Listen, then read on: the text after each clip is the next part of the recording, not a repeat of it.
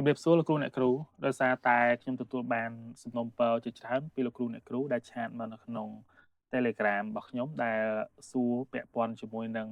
ការបង្កើតចម្រៀងបាទអញ្ចឹងនៅក្នុងការបង្កើតចម្រៀងនេះគឺខ្ញុំប្រើប្រាស់ Gemini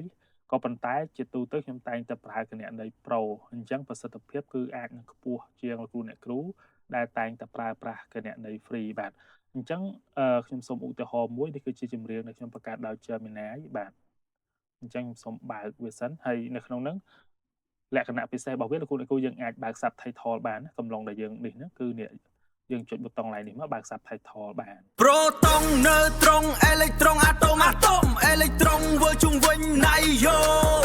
លោហៈបោះ E អលោហៈទទួលបោះទទួលបង្កើតសមាសធាតុថ្មីប្រតិកម្មគីមីបង្កើតសមាសធាតុថ្មីលោហៈអលោហៈសមាសធាតុ Ion Chemical Reaction Ion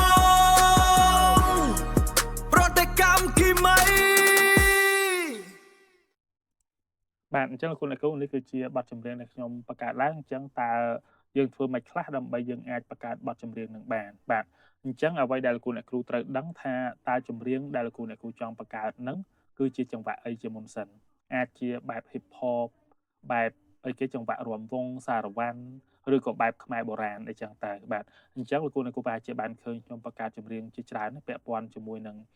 គីមីវិទ្យាក៏ប៉ុន្តែអ្វីដែលយើងសង្កេតឃើញពេលខ្លះក៏វាមិនត្រឹមត្រូវ100%ទៅតាមដែលយើងធ្វើដែរដោយសារវាជា AI ហើយមួយទៀតចង្វាក់ភ្លេងខុសពីការសរសេរនិយាយទូទៅអញ្ចឹងវាព្យាយាមធ្វើម៉េចសេរីតង់ឬក៏បែបបត់នៃភ្លេងហ្នឹងឲ្យវាសមស្របទៅតាមចង្វាក់អញ្ចឹងដើម្បីបង្កើតបទចម្រៀងមួយគឺខ្ញុំត្រូវមានបែបនេះគេហៅថា lyric នេះសម្រាប់ដែលខ្ញុំចង់បានបទចម្រៀងដែលខ្ញុំចង់បានប៉ុន្តែបើសិនជាលោកគ្រូអ្នកគ្រូទើបតែបង្កើតថ្មី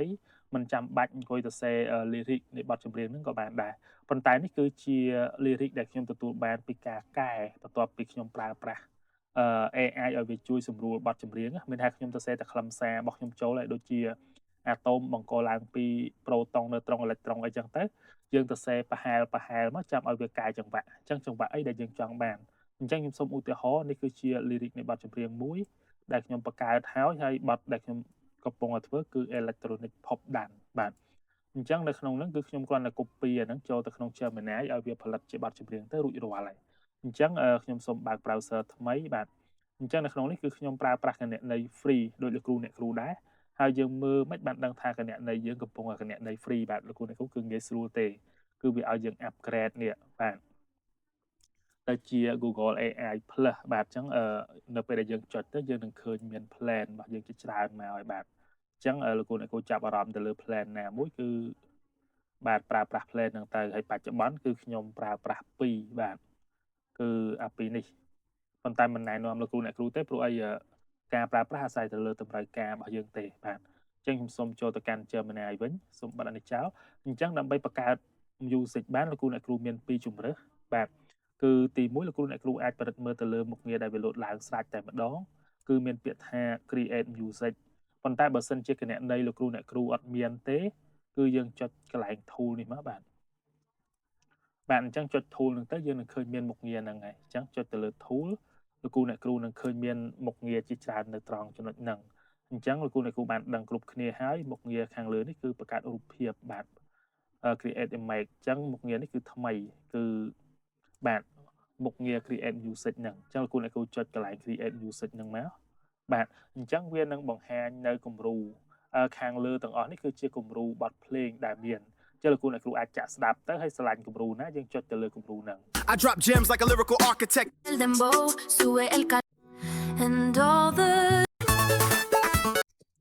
បាទអញ្ចឹងទាំងអស់ហ្នឹងគឺជាគំរូភ្លេងហើយបើសិនបើលោកគ្រូអ្នកគ្រូចាប់អារម្មណ៍គ្រាន់តែចុចលើវាអញ្ចឹងមក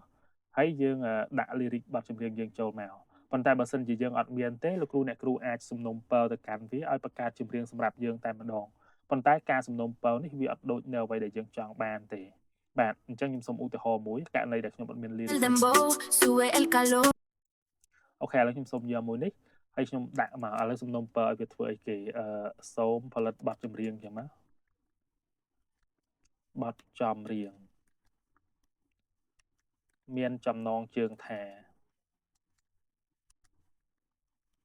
បាទអញ្ចឹងយើងដាក់មកអាតូមឧទាហរណ៍អញ្ចឹងណាអញ្ចឹងគោលដៅរបស់យើងគឺយើងចង់ឲ្យវាបង្កើតបទចម្រៀងពាក់ព័ន្ធជាមួយនឹងអាតូមអញ្ចឹងចាំមើលវាបង្កើតទៅវាដូចអ្វីដែលយើងចង់បានអត់ជាទូទៅវាអត់ដូចយើងចង់បានទេវានឹងព្យាយាមប្រើប្រាស់ពាក្យសាមញ្ញខុសពីពាក្យបច្ចេកទេសគីមីអញ្ចឹងបានជាខ្ញុំត្រូវការមានអ្នក lyric ទុកមួយហ្នឹងដើម្បីកុំឲ្យវាប្រះចាកឆ្ងាយពីបទចម្រៀងរបស់យើងឥឡូវខ្ញុំសូមឧទាហរណ៍ថាខ្ញុំអត់មាន lyric ខ្ញុំមានតែចំណងជើងមួយទេដាក់ទៅ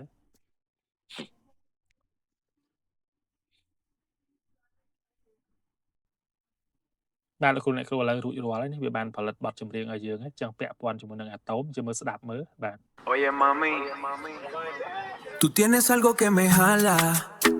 una fuerza que no es normal, me atrae tu energía, es un campo. បាទហើយនៅកន្លែងនេះគឺជា subtitle បាទនៅពេលដែលយើងដាក់ទៅវាចេញមកអញ្ចឹងលោកគ្រូអ្នកគ្រូឃើញហើយនៅពេលដែលចេញមកគឺវាអត់ដូចអ្វីដែលយើងចង់បានទេជួនកាលវាអាចចេញជាបទភាសាដទៃដែលយើងស្ដាប់មិនយល់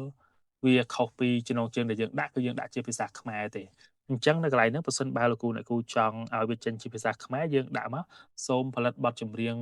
ភាសាខ្មែរហើយយើងអាចប្រាប់មកចង្វាក់បែបខ្មែរបុរាណអញ្ចឹងមកដោយផ្ដោតទៅលើអីហើយលោកគ្រូអ្នកគ្រូទៅសេជានេះមកជា clear ប្រយោគបន្តិចមកដើម្បីឲ្យវាបានដឹងហើយដាក់ចូលទៅវាអាចលោតជាភាសាខ្មែរប៉ុន្តែបើករណីវាអត់ចេញភាសាខ្មែរយើងអាចចុចកន្លែង redo នេះក៏បានដែរបាទ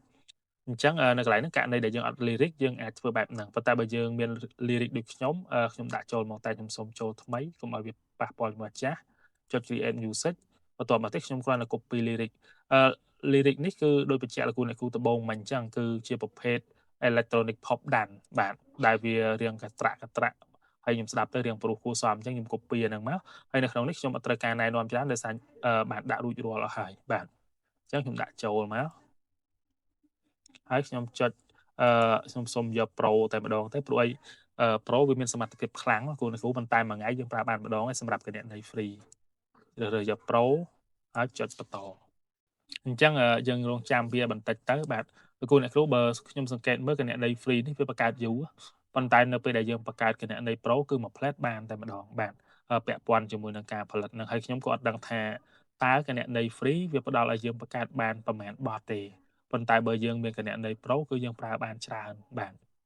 ហើយសមត្ថភាពក៏ខុសគ្នាដែរបាទលោកគ្រូអ្នកគ្រូមុនហ្នឹងដោយសារតែខ្ញុំប្រើ Pro ទៅវាយូរពេកចឹងខ្ញុំបដូរពីអា Pro ហ្នឹងមក Fast វិញបាទចឹងយើងទទួលបានហើយចឹងខ្លឹមសារវាអាចខុសពីបទចម្រៀងមុនដែលខ្ញុំធ្វើបន្តិចដោយសារតែជាទូទៅវានឹងមានការផ្លាស់ប្ដូរនៅអត្ថន័យ clear ឬក៏ប្រយោគខ្លះៗចឹងយើងសូមស្ដាប់ទាំងអស់គ្នា Proton, neutron, electron, atom, atom, electron វិលជុំវិញណាយោលោហៈបោះ electron អាឡូហៈទទួលបង្កើតសមាធាតុថ្មី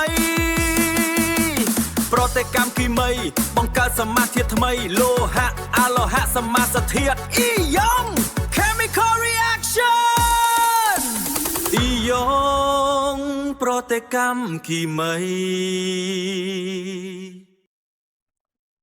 បាទលោកគ្រូអ្នកគ្រូអញ្ចឹងនេះចម្រៀងដែលយើងទទួលបានហើយបើសិនជាយើងចង់មើល subtitle យើងគ្រាន់តែចុចបើកកន្លែងហ្នឹងមកសូ subtitle មកអញ្ចឹងនៅពេលដែលច្រៀងវានឹងលោតមកបែបហ្នឹងហើយលក្ខណៈពិសេសមួយទៀតយើងអាចទាញយកបាទ